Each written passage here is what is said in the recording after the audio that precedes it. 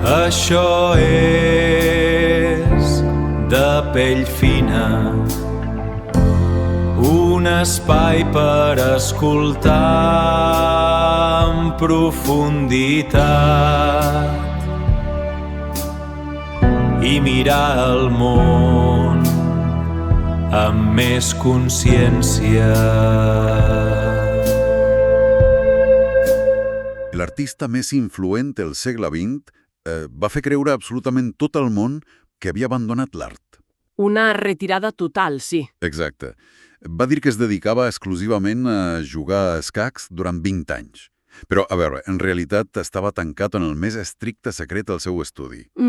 Estava construint una habitació oculta amb una porta de fusta que només es podia observar a través de 2 petits forats. I el que hi havia a l'altra banda d'aquella porta Sí, estava dissenyat per canviar completament la definició del que significa mirar. És, de fet, una de les grans revelacions de la història de l'art contemporani. benvinguts a aquesta immersió profunda.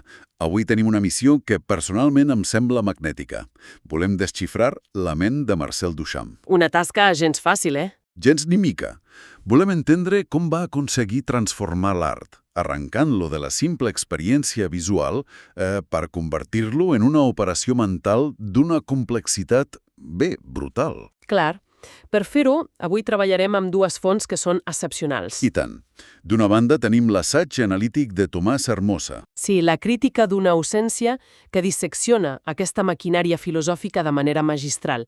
I de l'altra, els propis textos de l'artista. El Duchamp du Signe, oi? Exacte, que inclouen aquells apunts tan caòtics de la famosa caixa verda i la caixa blanca. I el que destaquen aquestes fonts des del primer moment, vull dir, la idea principal, és que l'obra de Duchamp opera exactament com un trencaclosques. Però atenció, no és un trencaclosques dissenyat per mostrar una imatge bonica al final. No, clar. És un que està milimètricament calculat per dissoldre-se en el no-res just en el moment en què sembla que l'has resolt. D'acord, desgranem això un moment, perquè crec que és una premissa fascinant per a qui ens escolta. No cal ser un expert per veure que l'art clàssic sempre ha proposat un pacte molt còmode. Totalment còmode. La pintura penja de la paret, els colors agraden o no agraden i tothom marxa cap a casa tan tranquil. Un pur gaudi estètic. Però Duchamp considerava això una trampa absoluta. Ell fugia d'una cosa molt específica, que anomenava la tirania de l'ull. Allò que ell anomenava despectivament la retinyà, o sigui, l'art que només serveix per a la retina. El text d'Hermosa fa una comparació que m'ajuda molt a veure-ho clar, que és contrastant Duchamp amb un altre geni, amb Paul Klee. Klee és l'exemple perfecte del pol oposat. Klee deia que l'art no reprodueix allò visible, sinó que fa visible allò invisible. Clar, per a Klee, una pintura és com una melodia visual. Intenta expressar el foc intern, l'emoció. I l'espectador es veu arrossegat per aquesta passió. Però Duchamp fa just el moviment diametralment oposat. Ell no vol fer res visible. Ell ho vol fer tot transparent. Exacte. La pintura de Klee crema d'expressió, mentre que l'obra de Duchamp busca un silenci pur, es congela expressament. Això vol dir que tota aquesta recerca del plaer estètic queda invalidada. Duchamp criticava molt l'art com un gaudi gastronòmic. Sí, la metàfora culinària és molt bona. Ell deia que els espectadors dels museus semblaven simples tastadors de vins, avaluant si un quadre tenia bon sabor visual. És com passar d'avaluar un pastís únicament per com de dolç resulta. I tant. Ignorar completament el gust per exigir entendre l'equació química exacta que ha fet que la massa pugi dins del forn. M'encanta. La superfície ja no importa. S'ha de posar a treballar la matèria grisa.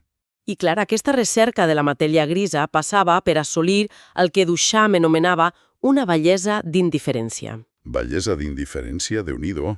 L'objectiu era situar l'obra en un punt tan escèptic, en una frontissa tan precisa entre allò bell i allò lleig, que el gust personal quedés neutralitzat. Una anestèsia estètica. Exactament això.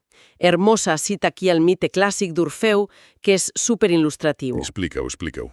A veure, segons el mite, Orfeu viatja a l'inframón per rescatar Eurídice, oi? Sí, i no la pot mirar. Clar, només la pot salvar amb la condició de no mirar-la mai directament. Si la mira, la perd. I Duchamp opera igual. Només pot fer palès l'objecte del seu art a condició que l'experiència visual desaparegui. L'obra es cristal·litza quan l'analitzes i, pam, automàticament es desintegra. Tal qual. Es desfà en el seu propi procés. Això de l'Orfeu és molt poètic, però a nivell pràctic em recorda la física quàntica. Ah, sí? En quin sentit? Sí, és com la física quàntica aplicada a l'art. O sigui, en el moment en què un científic intenta observar directament una partícula subatòmica... A l'acte de mirar l'altera. Exacte. L'observació destroi l'estat original. Duchamp ens està dient que l'esguard rutinari mata la veritable naturalesa del pensament artístic. És una connexió molt bona. Però clar, si eliminem la bellesa visual, si eliminem la destresa tècnica del pintor amb el pincel, llavors com dimonis es fa art? Amb l'elecció. Aquesta és la gran resposta. El concepte de l'elecció. I aquí és on entra l'escàndal monumental de l'any 1917. L'urinari. El naixement del ready-made. La famosa Fontaine signada per R. Mutt. Un urinari de porcelana blanca, fabricat en sèrie, capgirat i apa, presentat a una exposició. Aquest és el punt d'inflexió. Però, a veure, el que revelen els textos és que hi ha capes molt més profundes que una simple rabieta. Què diu exactament la font sobre això? Doncs a Duchamp d'Ossinya trobem una nota del 14 on es desvella una insinuació eròtica molt àcida. Escriu literalment: «Només ens dona com a femella l'orinal, i d'això vivim». Uau! Sí, converteix un element sanitari masculí en un receptor absurd, en una font perversa. Sincerament, aquí crec que cal fer una mica d'advocat al diable, eh? A veure? Perquè llegint sobre aquesta maniobra de l'urinari, o sobre allò del ready-made recíproc... Allò de fer servir un Rembrandt com a taula de planxar. Exacte. Fer servir un quadre clàssic de taula de planxar.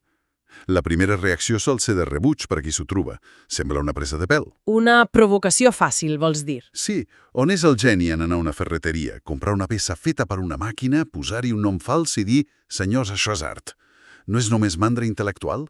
Aquí és on la cosa es posa realment interessant, perquè aquesta reacció de rebuig és precisament la que ell esperava. És el parany. D'acord. L'art, amb els ready-mades, deixa de ser virtuosisme manual per ser un tret pur de la ment. La genialitat no està en l'urinari de porcelana en si. Està en la decisió de buidar-lo del propòsit original. I tant, li extirpes la utilitat de desguàs i li atorgues un nou pensament. La matèria queda subordinada a la idea. Però això Duchamp sabia que això era perillós. Tenia pànic a convertir aquesta transgressió en una nova rutina, oi? Un pànic absolut. Ell deia que l'art era una droga d'hàbit. És clar, si comences a assignar objectes quotidians cada dia, es converteix en un truc barat de seguida? En una producció en caderna per a col·leccionistes rics. Per això es va imposar una regla de ferro. Un ready-made per any, com a màxim. Això demostra que no volia inundar el mercat. Gens ni mica. I potser el millor exemple per entendre que no volia crear objectes de culte per a galeries és el ready-made Malherbe. El ready-made desgraciat. Aquesta història és fantàstica, de veritat. És boníssima i conceptualment devastadora. Any 1919. La seva germana, Susan, es casa. Sí. I ell li envia un regal de bodes a distància. Un regal que són unes instruccions enverinades. Les instruccions deien que havien d'agafar un llibre de geometria teòrica i penjar-lo al balcó. Penjat amb un cordill, totalment exposat a la intempèrie. Que plogui, que faci sol, que faci vent. L'objectiu innegociable era que els elements anessin esquinçant les pàgines. La geometria més estricta, la raó humana, sumés al caos climàtic. I aquesta destrucció ho canvia tot. Si penses que l'art és l'objecte físic que pots vendre, penjar-lo sota la pluja és un absurd. Però veient com les pàgines es desfan... Entens que l'art no és el paper, és l'execució de la idea i, a més, assumir la mort de l'obra. Assumir-la amb total indiferència, sí. Però clar, si l'arreglador de Duchamp era crear tan poques obres físiques, com es planteja fer una obra enorme sense fer un quadre tradicional? La resposta va ser dissenyar una maquinària inútil. I per entendre l'origen d'això, cal mirar l'any 12, amb el seu quadre Núvio baixant d'una escala. Aquell que van dir que semblava una explosió en un dipòsit de teules, oi? Sí, un crític ho va batejar així.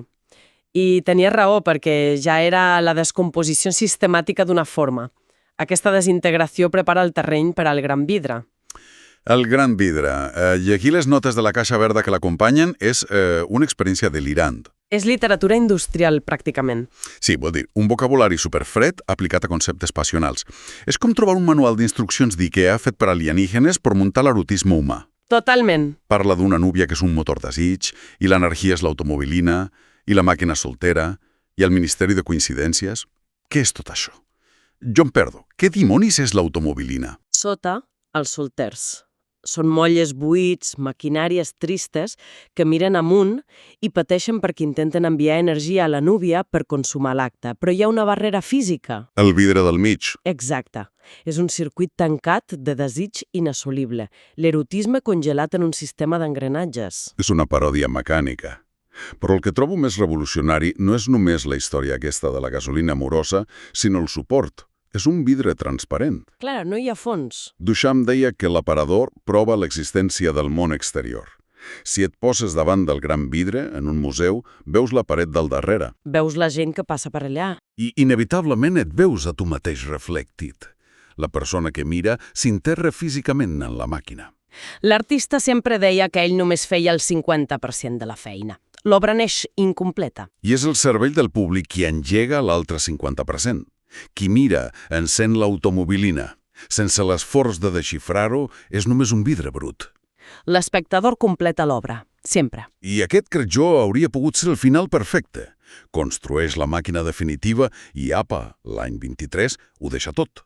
La jugada mestra. Declara l'obra definitivament inacabada, fugeix de les galeries i es dedica a callar i jugar a escacs en tornejos professionals. Durant dècades. Un silenci que va posar molt nerviosos els crítics. Però Hermosa, en el seu anàlisi, ens fa entendre que els escacs no eren cap evasió. Eren la destil·lació màxima del seu pensament, oi? Mental a l'espai, però que no deixa residu físic. S'acaba la partida i el taulell torna a estar buit. Exacte. No pots emmarcar una partida ni vendre.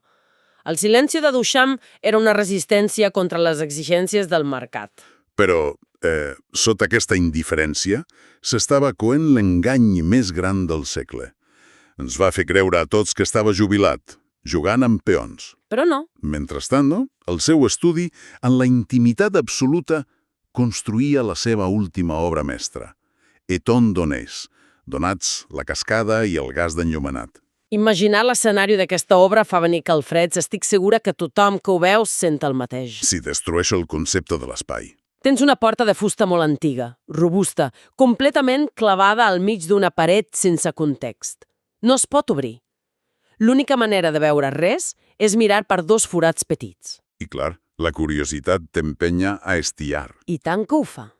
I a l'altra banda, hi ha un diorama d'un hiperrealisme contundent. És un xoc frontal.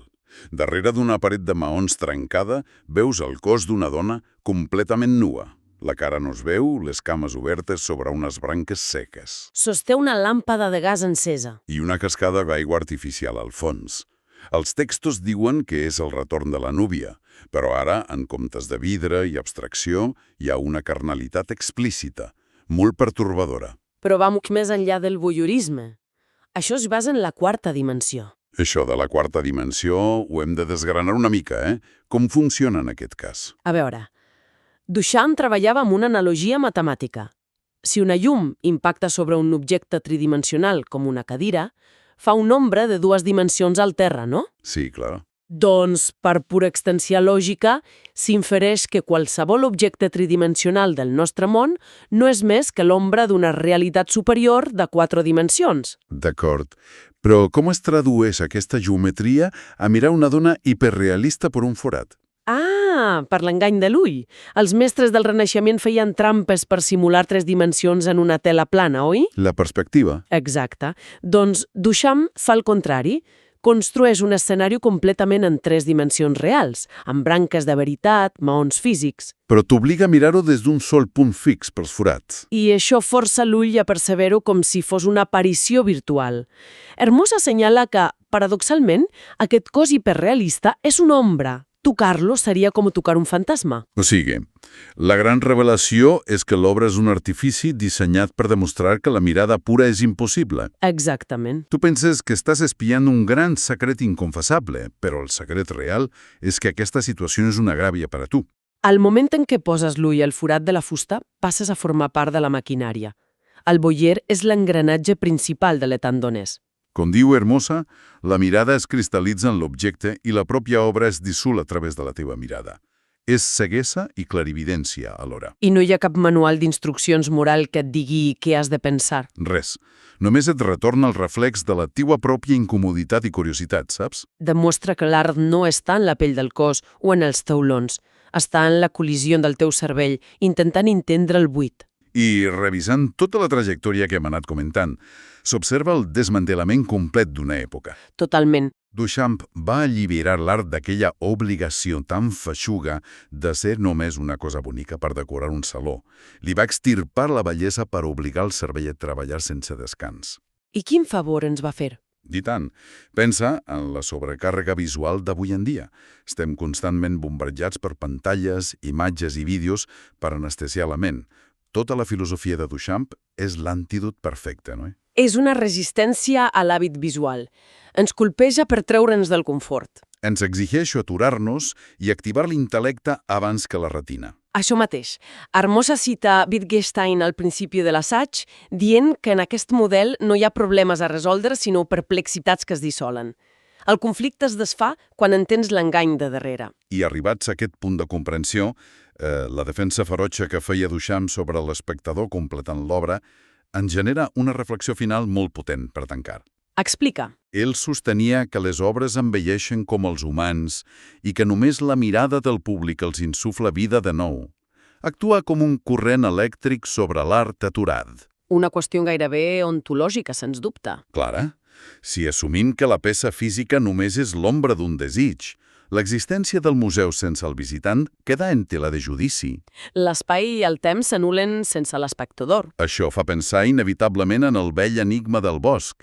Si un arbre cau al mig del bosc i ningú l'escolta, fa algun soroll realment? És una translació fascinant cap als temples de la cultura. Deixarem qui ens escolta amb aquest desafiament rodant pel cap. Si demà a la nit es tanca en doble forrellat el museu més prestigiós del món, s'apaguen les llums de les sales i cap ull humà examina aquelles obres, Què passa llavors? aquelles pintures segueixen existint com a art. O en la foscura absoluta, sense aquella mirada que encén l'automobilina, tornen a ser simples trossos de fusta envellida i teles cobertes de pintura resseca. Un vell urinari acumulant pols en un record. Un trencacloses dissenyat per dissoldre's lentament en la foscor a l'espera de la pròxima mirada. Tal com havia de ser, fins a la propera immersió en profunda. Això és De pell fina. Un espai per escoltar en profunditat i mirar el món amb més consciència.